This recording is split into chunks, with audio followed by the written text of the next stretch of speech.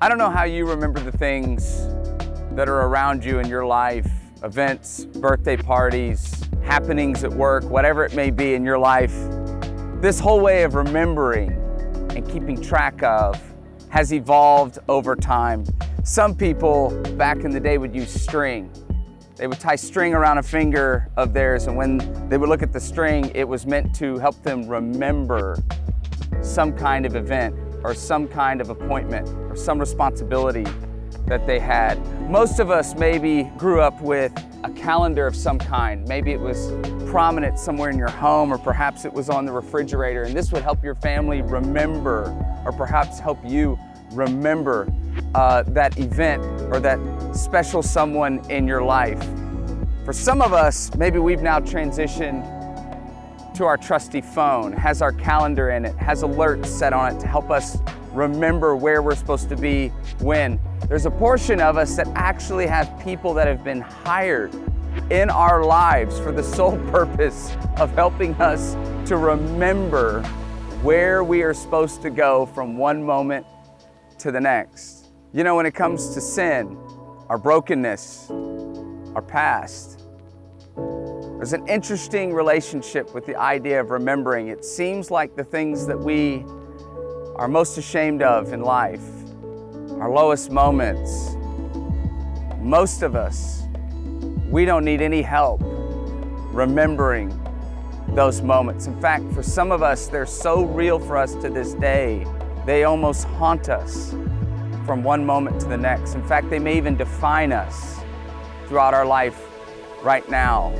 This deep desire for us to be connected to God, and yet when we remember our past and our failures, we feel almost dismembered from God, torn apart from Him and His promises and who He is.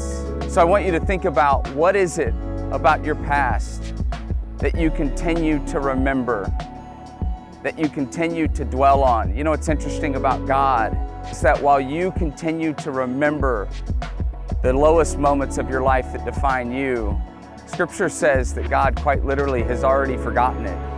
It's interesting in Psalm 103:12, as far as the east is from the west, so far has He removed our transgressions from us.